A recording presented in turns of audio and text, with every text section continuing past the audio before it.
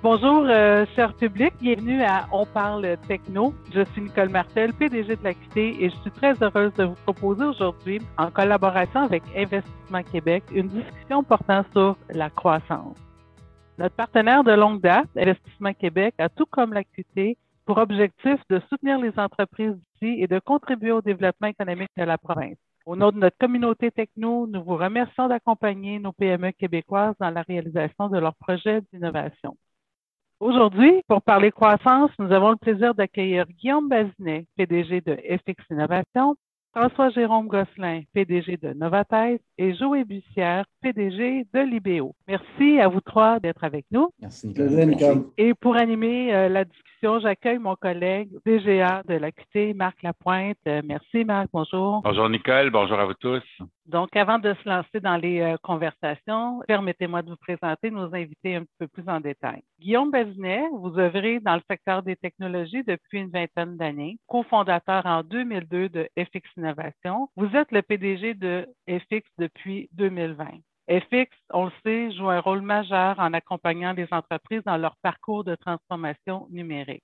Parallèlement, vous êtes le président du conseil d'administration du CREM, soit le Centre de recherche informatique de Montréal, faut-il le mentionner. Bienvenue à vous, Guillaume. Merci, Nicole. Joël Bussière, vous êtes président et associé de Libéo, une firme de développement d'applications et de logiciels sur mesure qui vise à libérer le potentiel numérique de ses clients. En plus de diriger Libéo, vous veillez à faire vivre les valeurs et la culture de Libéo dans le quotidien de ses 75 employés et ses nombreux et prestigieux clients. Vous êtes aussi associé et dirigeant de Média Happy Geek, propriétaire des réputés sites web Cinoche.com, Showbiz.net et associé de la firme startup Connect.ai. C'est une firme qui s'adresse au milieu hôtelier. Vous êtes aussi cofondateur et administrateur de Québec numérique, organisme derrière le Web à Québec et 42 Québec. Bonjour Joël, bienvenue. Bonjour, merci Nicole. Et enfin, François-Jérôme Gosselin, vous êtes PDG de Novathèse, une entreprise que vous avez cofondée en 2014 avec un objectif en tête, celui de repousser les limites du commerce en ligne. Novathèse conçoit et met en œuvre des stratégies innovantes et complexes qui permettent à ses clients d'atteindre leurs ambitieux objectifs d'affaires. L'entreprise connaît une croissance remarquable, ayant triplé son équipe dans les 18 derniers mois et desservant des marques québécoises connu à l'international. Bonjour François-Jérôme, bienvenue. Bonjour Nicole, merci. Comme vous le voyez, trois invités bien placés donc pour aborder ce thème de la croissance. Marc, je te laisse la parole. Alors, tout d'abord, on le voit, là, vous travaillez tous les trois non seulement à faire croître vos propres entreprises, mais aussi à outiller les entrepreneurs qui viennent vous voir pour que la croissance s'opère chez eux. Ainsi, on le voit dans vos rôles d'accompagnateur, de mentor, de fondateur ou de collaborateur à l'écosystème. Quand on parle de croissance au sein d'une entreprise, on parle de quoi au juste? Est-ce qu'on le mesure en nombre d'employés, l'augmentation du chiffre d'affaires, l'expansion des activités à l'étranger notamment? Guillaume, grande question. Je te laisse commencer pour nous expliquer quelle est la croissance pour toi. La croissance pour moi, Marc, c'est dans un premier temps l'accomplissement de ton plan d'affaires. Il y a plusieurs réponses à cette question-là, comme tu l'as bien évoqué. C'est d'atteindre ses grands objectifs. Donc, c'est sûr que ça peut se traduire par un chiffre d'affaires, par un nombre d'employés, par des buts, tu parlais de géographie, par exemple, fait que c'est certain que ça peut être aussi de conquérir des nouveaux marchés. Donc, c'est l'atteinte de ces grands objectifs qui font partie d'un plan d'affaires. Et pour toi, Joël, chez Libéo qui s'est d'ailleurs classé pendant 8 années dans le palmarès Croissance 500 du Canada, comment on la mesure, la croissance à l'interne ou entrepreneuriale chez vous? Bien sûr, on va toujours regarder à la fin de l'année les revenus, les profits, mais pour nous, ça a tout le temps été une question de nombre de personnes dans notre équipe. C'est pas un vanity metric, mais c'est vraiment, on est fiers de bâtir une équipe. C'est ce qu'on cherche à faire en premier lieu. Fait que la croissance, bien sûr, plus tu as de gens dans ton équipe, en théorie, plus tu vas avoir de revenus. Mais nous, c'est ce qu'on veut bâtir, une équipe de gens. On est une firme de service, donc les gens qu'on embauche sont au service de nos clients, puis par la force des choses, vont produire des revenus. Mais on est très fiers de calculer le nombre d'employés, le nombre de membres dans notre équipe, puis de tenter à croître ce nombre-là malgré toutes les difficultés de pénurie de main-d'œuvre actuellement. Et pour toi, François-Jérôme, quels sont les signes qu'une croissance est saine et qu'elle vous accompagne dans votre entreprise? Comme Guillaume disait, je pense que le plus important, c'est effectivement d'atteindre ses objectifs d'affaires. Comme Joe dit aussi, moi-même étant dans une firme de service, c'est sûr que ça passe beaucoup par le nombre d'employés d'employés, évidemment. Puis, tu sais, ben, il y a un contexte d'efficacité aussi toujours, fait que de continuer à améliorer ses processus, ses méthodologies pour être capable de faire plus avec le même nombre ou avec moins, peu importe, ça peut être intéressant. On voit beaucoup d'entreprises de produits aussi là, qui réussissent à avoir des croissances assez importantes puis qu'ils n'ont pas besoin d'avoir un nombre d'employés extraordinaire, mais c'est un autre modèle d'affaires justement. Fait que je pense que ça dépend vraiment du contexte d'entreprise, mais si on a un but clair qui soit géographique, qui soit en termes de croissance d'employés ou de revenus, bien, souvent, ça va être un mix de ces choses-là. Puis évidemment, si on est capable de rester dans le positif à la fin de l'année, c'est bien aussi. Encore mieux. Avec ton dernier commentaire, je vais te lancer la curve suivante. Est-ce qu'on peut la rater, sa croissance? Je pense que oui. Nous, on a fait un choix d'être assez organique là, dans notre croissance, si c'est le bon mot. Là. En fait, on est rarement allé se mettre une pression financière externe pour faire quelque chose de démesuré. Tu sais, c'est sûr que peut-être dans le service, c'est plus naturel comme façon de faire. Des fois, dans le produit, c'est moins évident de lancer ça, excusez pour les mots anglais, là, mais lean and mean, là, disons ça comme ça. Donc, je pense que oui, c'est possible de le rater si tu accumules avec certaines années un certain succès, un certain cash flow, puis là, tu décides que tu vas réinvestir tout dans ta croissance, mais que ton plan, il ne l'accompagne pas nécessairement. Fait que je pense qu'il faut que ce soit accompagné naturellement d'un plan stratégique assez solide si on décide d'avoir une croissance ou un objectif ambitieux, là, finalement.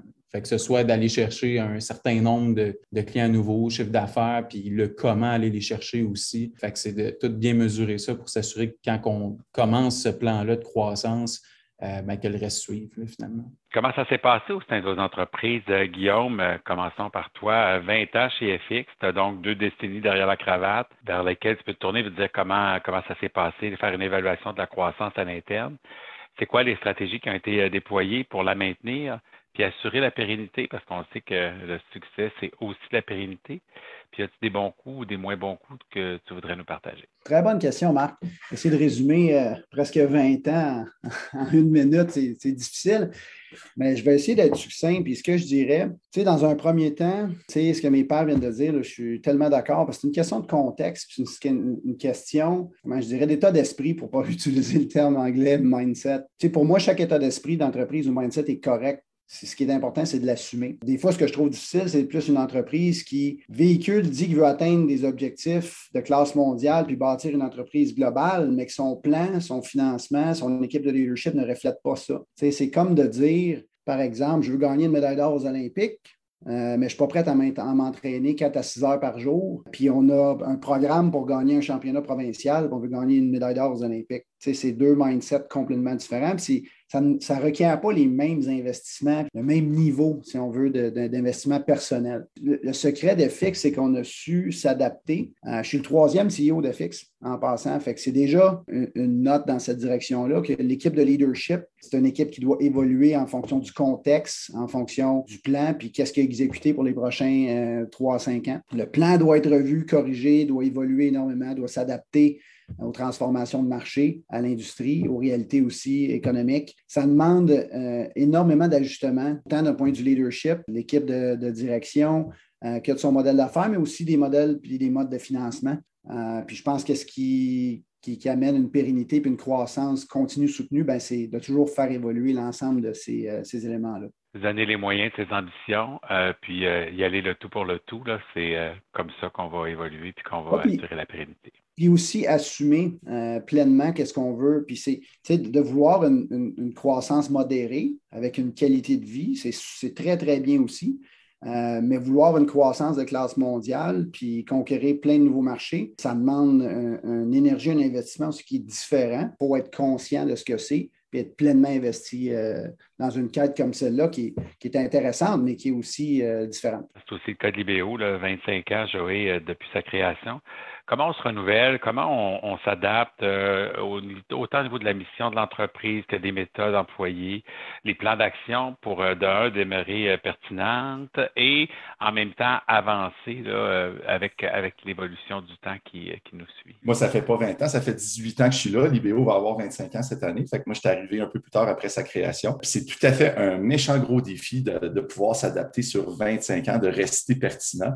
Puis il y a des moments dans la vie d'entreprise que tu dis, bon, justement, justement, est-ce que tu te remets en question? Est-ce que je suis encore sur le bon? Est-ce que ma mission est correcte? Est-ce que ma raison d'être? Est-ce que mon équipe est correcte? Est-ce que ma position de marché est correcte? Puis, tu n'as pas le choix. La réalité, c'est que tu n'as pas le choix de la faire évoluer. Donc, je pense que le secret de l'IBO, c'est que les dirigeants, entre autres, moi, mon associé Jean-François, on a appris notre métier d'entrepreneur, puis on a découvert toutes les réalités d'entreprise au fur et à mesure que l'entreprise avait sa croissance. Donc, on a pu suivre la croissance de notre entreprise, puis je pense que nos connaissances puis nos capacités ont suivi cette évolution-là aussi. C'est ce qui nous a amené justement à certaines périodes, puis à certains moments charnières aussi, de se poser des grandes questions. Est-ce que la raison d'être, est-ce que la mission, est-ce que les valeurs de nos entreprises sont correctes? Est-ce que le marché est encore à l'écoute de ce qu'on offre? Puis, on a su à plusieurs moments se réinventer. Donc, à plusieurs moments, on a changé notre positionnement de marché. Encore récemment, puis encore cette année, on va faire un petit repositionnement de marché avec un nouveau slogan, on va communiquer à nos employés un peu une nouvelle grande vision. Donc, c'est très, très important pour nous de savoir où est-ce qu'on s'en va. Puis la réalité, c'est que ça change. Oui, peut-être la grande finalité, ça se ressemble un peu, mais encore là, les moyens d'y arriver, puis comment qu'on va y arriver, ça change. Oui, je pense qu'on est des grands visionnaires, puis on voit loin, mais maudit qu'on est un petit peu, je dirais anxieux, mais on n'est pas sûr de nous non plus. Fait qu'on se remet en question toujours. Puis ça permet de ne pas prendre les choses pour elles. J'aimerais revenir sur un point qu'a mentionné Guillaume, puis je pense que ça va rejoindre plusieurs dirigeants. Vous avez parlé que chez FX, vous avez eu du changement de leadership à quelques reprises. C'est le cas chez d'autres entreprises aussi. À quel moment on sent qu'on doit faire ce changement de leadership-là? C'est le propre, on le voit, on a des exemples récents, par exemple, on prend, sans me comparer à un Amazon, mais un Jeff Bezos qui a décidé, on l'a vu chez CGI, plus près de nous, quand Serge Godin a décidé.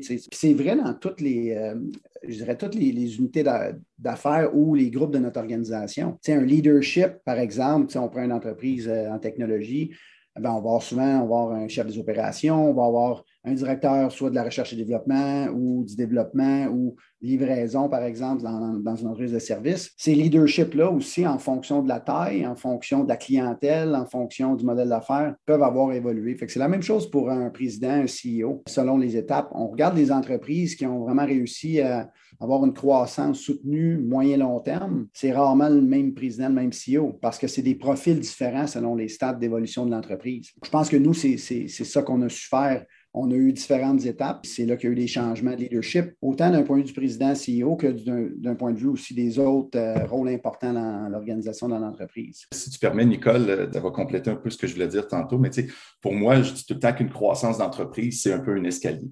C'est rare qu'une croissance d'entreprise où tu vas avoir des bouts qui sont une pente assez raide, mais après ça, il y a souvent un plateau. Fait que je décris ça comme un escalier. Puis souvent, on se rend compte que rendu sur un palier, l'équipe qui t'a permis de te rendre à ce palier d'escalier-là, c'est peut-être pas la même équipe qui va te permettre de faire la future phase de croissance. Fait qu'habituellement, à chaque phase de croissance, il y a une portion de ton équipe que tu vas devoir changer. Soit des questions de volonté, puis tu le disais tantôt, Guillaume, parce qu'il y en a qui ont la volonté de tout remettre l'énergie pour la prochaine phase de croissance avec tout ce que ça implique, ou certaines personnes, des fois, que je suis bien sur cette phase-là, sur cette marche-là, mais si ton entreprise désire continuer, c'est peut-être pas les bonnes personnes. Fait que d'avoir les bonnes personnes sur la bonne chaise, c'est un méchant défi. C'est probablement une des choses les plus dures à faire pour un entrepreneur, savoir reconnaître ça, puis dire à quelqu'un, merci beaucoup, tu viens de te donner pendant 5, 6, 7 ans pour notre entreprise, mais tu n'es plus la bonne personne pour les 6, 7 prochaines années. C'est très difficile au côté humain. François-Jérôme, je reviens à toi. Novataise est en opération depuis 2014. Vous êtes particulièrement dédié à l'implantation de plateformes pour soutenir le commerce en ligne chez vos clients, puis à la création de solutions marketing. C'est un domaine qui évolue très, très, très vite, puis qui a été encore plus pressé d'évoluer pour cause de la pandémie, là, on le sait. Quelles sont les stratégies d'adaptation que vous avez utilisées pour répondre à la demande? Puis qu'est-ce que la pandémie a changé? Avez-vous dû modifier certaines approches, certaines façons de faire pour aider vos clients? Oui, effectivement, ça a demandé beaucoup d'adaptation. Je ne suis pas le premier à dire qu'il y a eu un avant puis il va y avoir un après. Avant, il fallait qu'on vende le commerce électronique aux entreprises. Avant de vendre Novataise, il fallait expliquer pourquoi les gens, il fallait qu'ils aillent en ligne encore au Québec quand on recule juste en 2019, là, quasiment. Là. Fait que je dirais que ça a changé bien des choses parce que maintenant, quand on s'assoit avec les entreprises, il n'y a plus vraiment de question de est-ce que je vais ou est-ce que je ne vais pas. C'est plus je dois y aller puis je veux y aller pour battre mes compétiteurs puis me positionner comme leader dans mon marché. Ce que ça a changé pour nous aussi, c'est que les entreprises, pendant la pandémie, puis ça, je suis vraiment content de l'avoir remarqué au Québec parce que c'est quelque chose qui se faisait quand même, je pense, plus là, du côté américain. Puis on le voyait dans des entreprises, des belles entreprises ici, là, comme Good Food, là, qui s'est ramassé public, Frank & Oak qui a été vendu du côté américain. Toutes ces entreprises-là avaient des leaders depuis qui étaient toutes jeunes au niveau technologique puis qui amenaient la notion du commerce électronique au cœur de toutes les décisions dans leur entreprise. Puis je pense que là, les entreprises commencent à faire ce virage-là un peu puis intégrer un petit peu plus les technologies même au cœur plutôt que tout le temps aller en impartition dans des firmes de services, de faire, si je peux dire ça comme ça, la job quotidienne, de maintenir une plateforme, de faire son marketing numérique, bref, de runner un petit peu ces opérations de commerce électronique. Maintenant, ça se fait beaucoup plus à l'interne que ça se faisait avant. Puis ça, c'est une bonne chose parce que je pense que ça donne une certaine cadence à l'entreprise, ça donne une certaine indépendance. Puis nous, de notre côté, les clients qui excellent le plus, c'est ceux justement qui vont placer des gens clés au cœur du commerce électronique dans leur entreprise.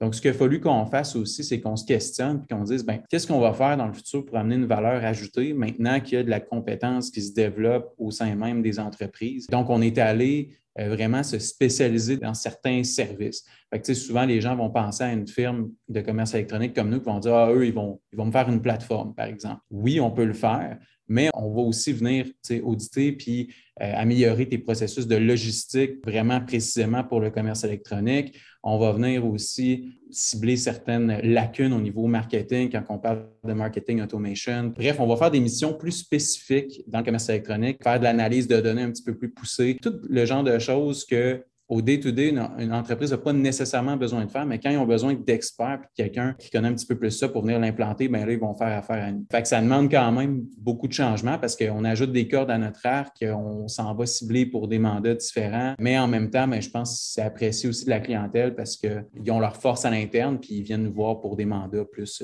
comme ça. Guillaume, Joël, vous autres aussi, là, vous avez dû probablement apporter des changements, faire de l'adaptation et tout ça. Pour les BO, Joël, ça a fait quoi la pandémie? C'est sûr que ça a été assez insécurisant au début. Je pense que comme tous les entrepreneurs, les premiers mois, ça a fait qu'on a travaillé fort, on n'a pas dormi, puis on se demandait un peu qu'est-ce qui allait arriver. Mais je pense qu'une fois que la poussière est retombée, là, après 2-3 mois, on s'est rendu compte que ça ne serait pas peut-être pas aussi négatif, puis finalement, même ça a fini positif, là, mais au début, c'était bon. Par contre, là, rapidement, on s'est rendu compte que justement, à cause de la pandémie, l'adoption du numérique était accélérée. Des entreprises qui avaient peut-être moins de systèmes en ligne, moins de fonctionnalités en ligne, peu importe quelles étaient ces fonctionnalités-là pour leurs clients, pour leurs utilisateurs, puisque tout le monde était soit rendu en télétravail ou puisque tout le monde devait accéder à distance à des services, nous, ça a accéléré de nombreux projets. Donc, ce que ça a fait, c'est que ça a fait vraiment un boom. Donc, on parle de croissance, mais ça a été un boom de demande pratiquement en quelques mois. Un an de carnet de commandes qui s'est rempli pour notre équipe. Donc, ça a été super positif. Du côté de nos employés, c'est sûr qu'il a fallu s'adapter comme tout le monde. On avait une politique de télétravail de peut-être 1 à 2 journées par semaine, mais là, du jour au lendemain, c'était 5 jours par semaine, puis on ne sait pas quand est-ce qu'on va revenir au bureau. Puis on est encore dans ce mode-là aujourd'hui. Donc, il a fallu beaucoup se réinventer côté culture, côté fonctionnement, ce qui s'est fait assez rapidement. Mais encore aujourd'hui, on est en train de se réadapter puis s'adapter parce que là, on se rend compte que c'est là pour toujours. On ne sait pas quand est-ce encore aujourd'hui qu'on va vraiment dire aux gens on veut que vous reveniez au bureau. Puis encore là, nous autres, on a décidé d'adopter une politique de télétravail entre guillemets à 100%, puisqu'on va quand même s'attendre à ce qu'on voit de temps en temps nos employés au bureau pour faire des activités, pour faire des journées de formation, faire des événements sociaux ou des événements d'équipe. Fait que ça a été vraiment une question de beaucoup d'adaptation, puis on va falloir continuer de s'adapter parce que le futur est toujours en train de changer, puis on n'a pas le choix de s'adapter. On ne connaît pas la fin. Hein?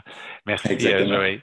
Guillaume, pour vous autres, la pandémie, quel genre d'impact ça a eu? De notre côté, Marc, nous, on avait amorcé la transition vers un nouveau leadership en janvier, 2 mois avant la pandémie. L'impact a été une accélération du plan de transformation de la nouvelle équipe de leadership. Puis, quelque part, ça a été autant des défis qu'une opportunité. C'est sûr que nous, on est chanceux, là, comme mes pairs ici, on n'est pas l'industrie qui a été la plus impactée.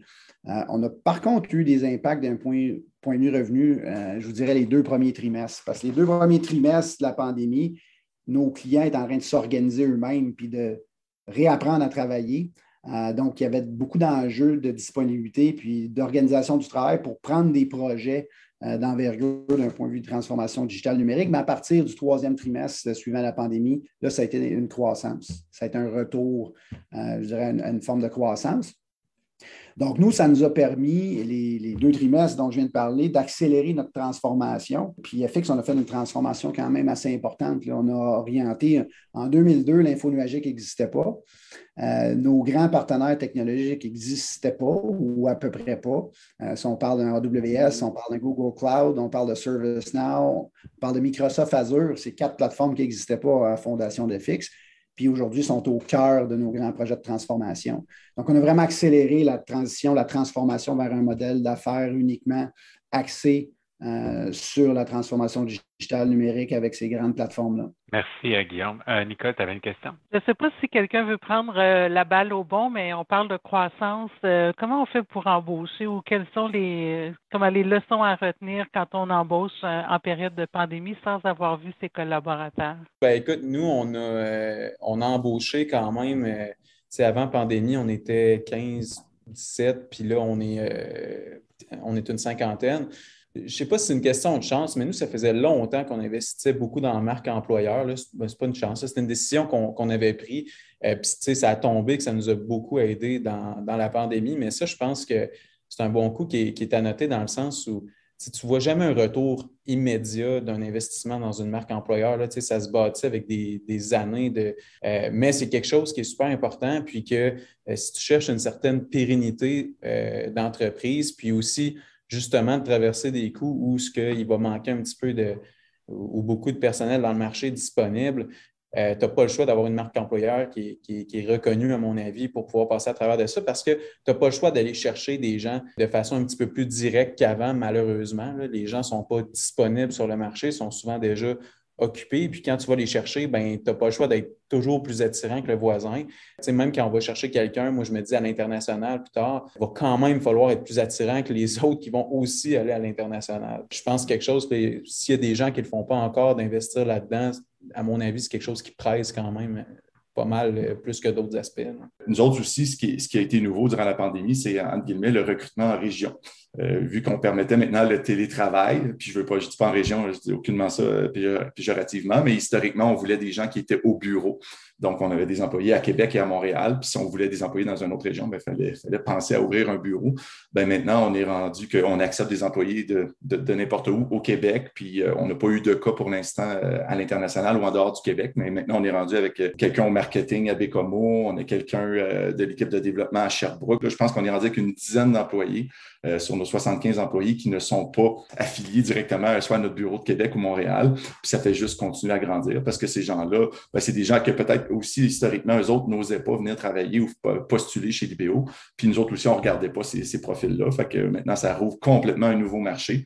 Si j'avais moins de cheveux blancs, je pense qu'à vous trois, vous m'auriez donné le goût de partir une business, c'est sûr. Vous êtes inspirants. Merci à vous trois d'avoir partagé vos expériences, vos points de vue puis vos trucs. Je suis certain que nos auditeurs et nos auditrices seront captivés par les témoignages, autant que moi je l'ai été. Votre franchise, votre candeur puis toute votre énergie a bien transpiré ce matin. Un grand, grand merci. Merci à vous. Merci aussi à toi, Marc, d'avoir animé cet échange. Donc, Guillaume Bazinet, Joël Bussière et François-Jérôme Gosselin, merci d'avoir réfléchi à la question de la croissance. Je remercie à nouveau notre partenaire Investissement Québec pour son soutien à nos entreprises techno québécoises. Pour tous ceux qui nous écoutent, n'hésitez pas à partager sur vos réseaux sociaux. Ajoutez-y les commentaires qui vous ont inspiré aussi pour le bénéfice de tous. Alors, au plaisir de vous lire également. Pour ne rien manquer de nos communications, je vous invite à vous abonner aux communications de l'AQT. C'est simple sur le site aqt.ca. Donc, au plaisir de vous revoir dans une autre capsule. On parle techno.